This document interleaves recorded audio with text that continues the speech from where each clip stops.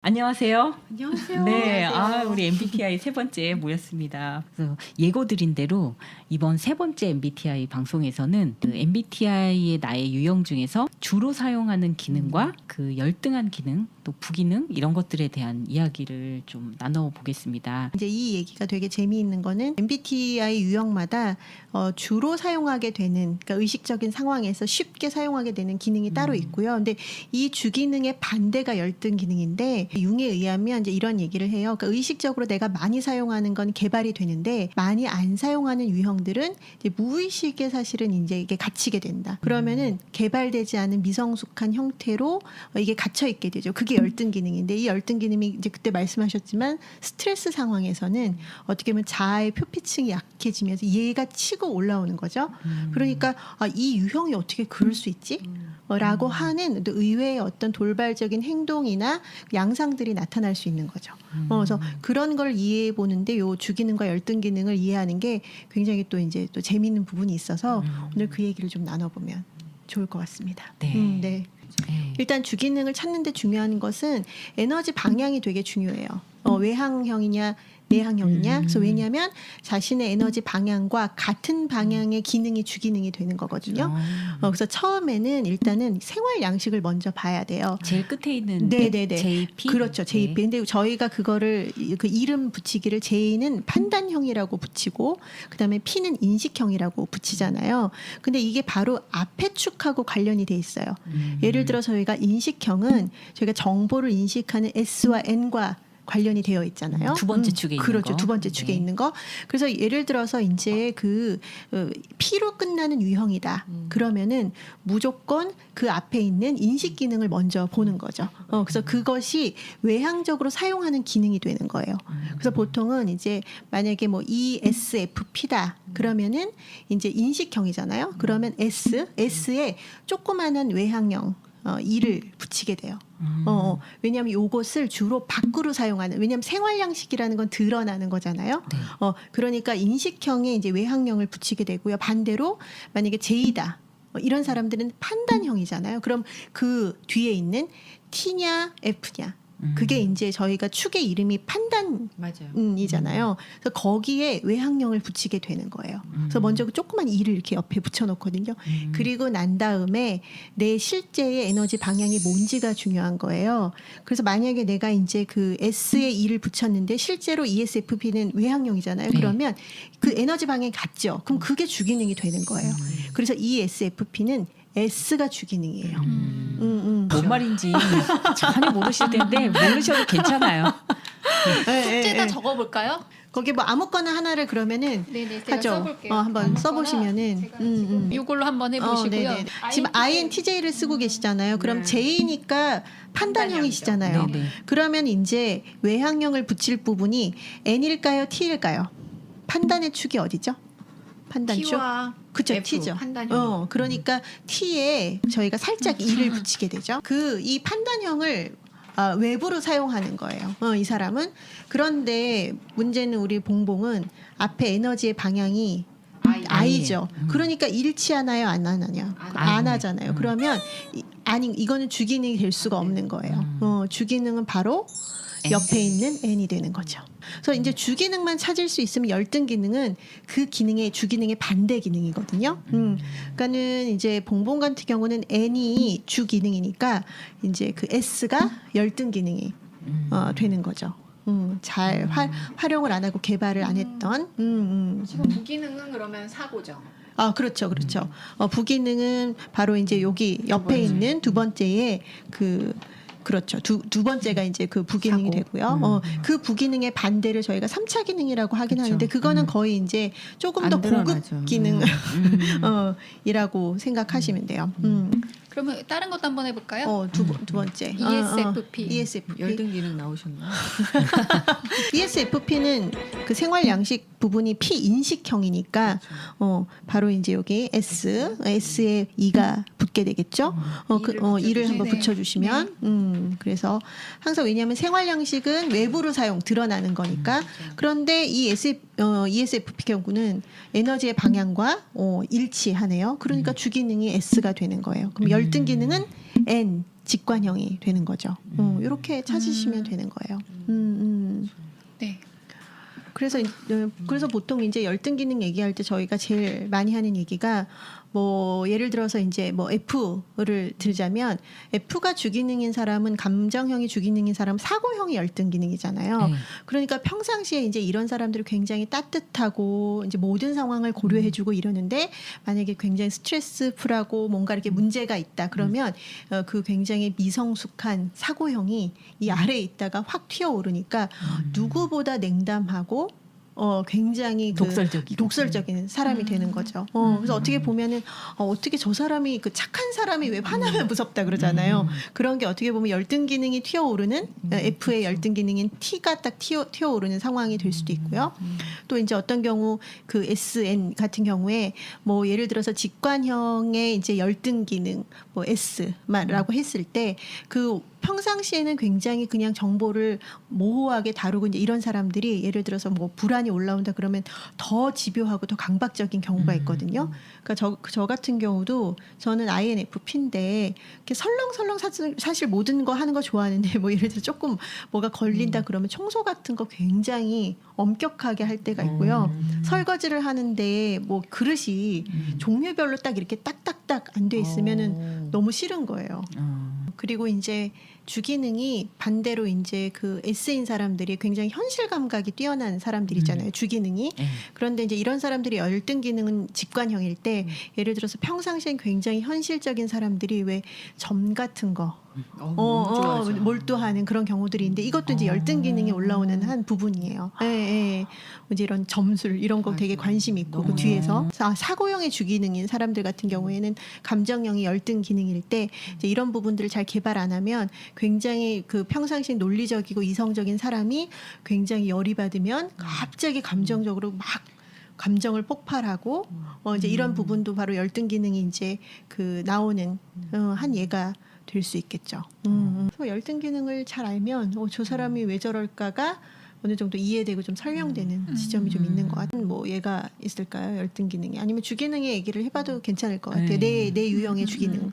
열등 기능이 하나 그 어떤 책에서 봤던 것 같은데 왜 항상 이렇게 조직에 있다가 이제 은퇴한 사람들이 갑자기 그 생애 주기에서 위기가 닥쳐오잖아요. 그럼 갑자기 사업을 하는 것도 이제 이런 맥락이라 하더라고요. 보통 때는 꼼꼼하게 현실적인 거 하다가 갑자기 돌연듯 가능성을 보고 그렇죠. 사업했다가 이제 망하게 되는 경우도 이제 그 예 중 하나라고 하더라고요.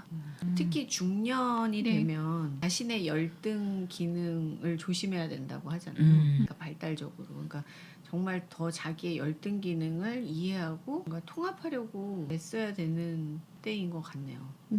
열등 기능의 통합이라는 게 내가 잘 안 사용하는 면들에 대해서 돌아보고 좀 평상시에 사용을 해보려고 하는 것 자체가 개발하는 의미라고 할 수 있겠죠. 그럼 각자의 그 주기능과 열등 기능을 한번 까볼까요? 저는 지금 가장 제 발목을 잡고 있는 게 열등 기능인 것 같아요. 약간 현실적인 감각이 너무 없다 보니까 저 어릴 때부터 엄마가 너는 이렇게 뜬구름만 쫓고 다니니 이제 이런 얘기를 굉장히 많이 했었거든요. 근데 아직도 항상 상상하고 있거든요. 나중에 이런 집을 짓고 살았으면 좋겠다. 뭐 이렇게 살았으면 좋겠다. 저렇게 살았으면 좋겠다라고 하다 보니까 이 열등 기능에 대한 감각이 없으니 그냥 현실적인 건 너무 지루하고 너무 재미없고 허무하게 느껴지고 이 간극이 너무 큰 거예요. 예. 근데 이제 막상 현실에 닥쳐서 뭔가 이제 일을 할 때는 특히 이제 숫자적인 부분에서 구멍이 너무 많으니까 그런 것에 대한 지적이 들어오면 좀 위축되고 아직은 그런 부분엔 또 재미도 없고 에너지도 안 가고 이렇게 봐도 안 보이는 거예요. 아무리 봐도 내 눈을 내가 믿을 수 없는 현상까지 오는. 진주는 ENTP시잖아요. 네네. 그렇죠. ENTP 인식형 N의 N이 주기능이고 열등 기능이 똑같아요. S인데 그 주기능을 좀 너무 많이 쓰니까 저도 이 현실적이지 못한 부분이 이제 항상 큰 열등감으로 이제 S의 기능을 일할 때 안 쓸 수는 없고 그거를 쓰면은 너무 에너지가 많이 들고 또 그 NT들이 이렇게 능력이 모자라는 걸 못 참잖아요. 그래서 그 현실적인 기능을 내가 신경을 안 쓰면 모르는데 신경 쓰기 시작했는데 틀리면 잠을 잘 수가 없어요. 그래서 제가 그 석사 마치고 시립 청소년 상담실에 있었거든요. 그 회계 직원이 완전 갑이에요. 그래가지고 거기서 다 처리를 해줬어야 되는 일인데 지금 제 생각에는 자기가 맡은 사업의 정산을 자기가 끝내서 매번 그 회계 직원한테 보고하는 식인 거예요. 근데 제가 이제 거기서 10원도 안 틀리게 항상 정리를 했어요. 근데 그걸 내가 해야 되면 절대 안 틀리고 계속 세요. 계속. 남이 한 번 셀 거를 한 3번이나 5번을 체크를 해요. 열등 기능이 열등 기능이니까. 예라고 할 수 있죠. 열등 기능이에요. 되게 스트레스 받아요. 아예 내가 모를 수 있는 직업을 좀 선택한다고 했는데 지금은 제가 그 일을 그만큼 해내야 되는데 아무도 직원이 없으니까 그러면 이제 신경 아예 안 쓰거나 이제 신경 쓰기 시작하면 잠을 못 자는 거죠. 맞아 강박이 좀 생기는 것 같아요. 네. 그러니까 강박적인 데가 원래 강박적인 데가 없으신지 궁금한데 저는 굉장히 강박적이에요. 근데 그거를 신경 쓰면 힘드니까 없는 것처럼 사는데 그 열등 기능이 활화산처럼 그쵸. 타오르나 봐요. 타올 때가 저는 있죠. 늘. 죽지 않았어요. 이 불이. 그래서 그걸 건드리지 않았으면 좋겠고 그와 관련된 일을 하지 말았으면 좋겠어요. 강박이 막 올라와요. 맞아요. 동감합니다. 공감하시는구나. ENFP도 아마 그러네요. 직관형이 그렇죠. 그렇죠. 주기능일 거예요. 그 보고서를 틀렸어요. 왜요? 저는 그렇게 강박적인 부분이 그러니까 열등한 기능이 막 올라오지는 않는 것 같네요. 그냥 삶에서. 스트레스가 그 스트레스 관리를 잘하시는 것 같은데요. 성숙하셔서 나는. 그런 것 같아요. 스트레스는 보지 어. 않는 것 같습니다. 그냥 외면하는 것 같아요. 외면 기능이 발달돼 있다고 하더라고요. 저는. 근데 생각보다 열등 기능이 기능을 잘해서 그럴 수도 있을 것 같아요. 통합? 맞 그죠. 통합? 개발을 잘해서. 네. 뭐 저 일예로 저는 뭐 제 아이들한테도 같이 대화를 나누고 그 아이들의 정서를 들여다보는 거에는 상당히 나름 발달돼 있고 민감하다고 생각하는데 그런 스케줄 관리 관심이 없어요. 특히 저의 가장 큰 단점은 저는 먼지가 보이지 않아요. 뭔 말인가 했어요. 먼지가 보이질 않아요. 제 눈에는. 그래서 이게 시력이 나쁜 건 아닌데도 먼지가 제 눈엔 들어오지 않는다. 그래서 누군가가 지적했을 때 그때서야 보여요. 정말 그런 세부적인 것들 그리고 또 한 가지의 그런 열등감은 오타 못 찾습니다. 옷을 못 찾으신다고요? 오타 못 오타. 찾아. 아 오타 저도 오타. 오타 힘들어요. 그쵸. 제가 오타를 찾는 건 정말 불가능한 것 같아요. 저는 주기능이 감정형이거든요. 그러니까 열등 기능이 사고형인데 INFP는 네. 네. 근데 이제 저 같은 게 뭐 F들은 따뜻해야 되잖아요. 상황을 구해주고 이제 그렇죠. 평상시엔 그렇고 그런데 제 딸한테 이제 힘들 때 굉장히 엄격하고 좀 냉철하게 되는. 따박따박이 네. 나오시군요.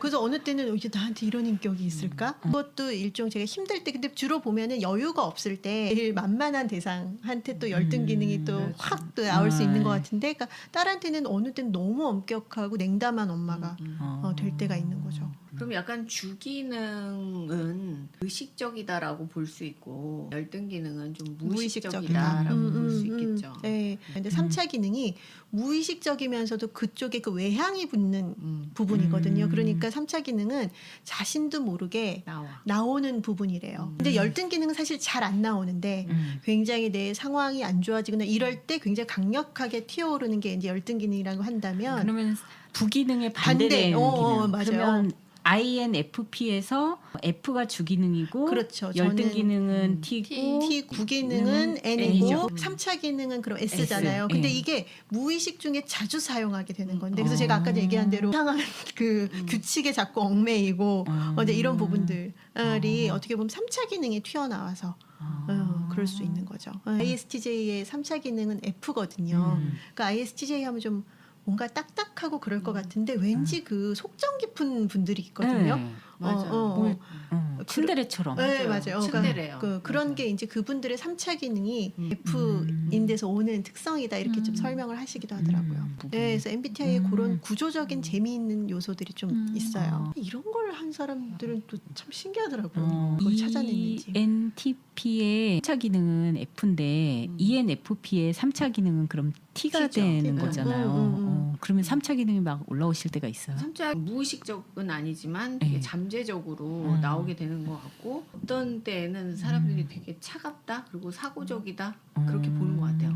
제가 가장 놀랐던 건 상담할 때 저의 전체적인 부분을 못 보는 사람들은 저를 굉장히 T로 많이 보기도 하더라고요.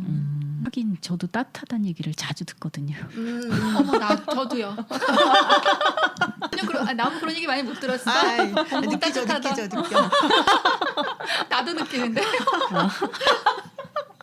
그렇게 해서 지금 주기능과 부기능, 열등기능, 그다음에 3차 기능까지 얘기를 해봤어요. 근데 처음 MBTI를 공부하시는 분들은 이게 좀 헷갈리실 거예요. 그런데 조금만 반복해서 써보시면서 내 유형하고 내 친한 친구 유형 써보고 거기서 이렇게 찾아나가는 저희 방송 대감아 들으시면서 하시면 되게 재밌고, 그 상대가 팔색조 같다고 느꼈지만 실은 그 기능 안에 설명이 다 된다는 거, 그런 걸 경험하실 수 있을 것 같습니다.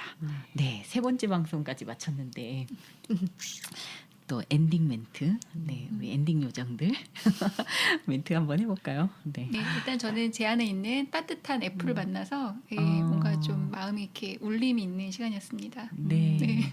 저는 이게 너무 재밌는 얘기인데 이게 말로 설명하다 보니까 좀 복잡하고 어려워서 좀 아쉬웠다. 아. 어떻게 이걸 잘 전달할 수 있었으면 좋았을 텐데 하는. 잘할 수 있을 때까지 계속 녹음하죠.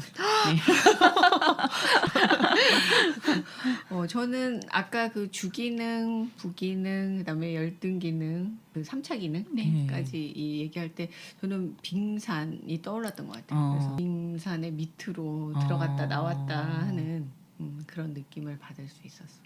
아, 네, 비유적인 표현. 네. 네. 네, 이 방송 같이 청취해주시고 또 유튜브로는 시청해주신 네 여러분들 감사드리고, 이어서 이 MBTI 시리즈는 계속됩니다. 네, 계속 좋아요, 구독도 눌러주시고요. 궁금하시면 댓글에 질문 다셔도 좋고요. semba6@naver.com THEMBA6 그리고 @naver.com으로 뭐 관련된 질문이나 뭐 그런 것들 보내주시면 저희가 답변을 드릴 수 있는 그 능력 안에서 네 드려보고, 또 방송에 또 그 질문 같은 걸 또 이어서 얘기 나눠볼 수 있을 것 같습니다. 다음에 뵐 때까지 모두 건강하세요. 안녕히 계세요. 안녕. 안녕.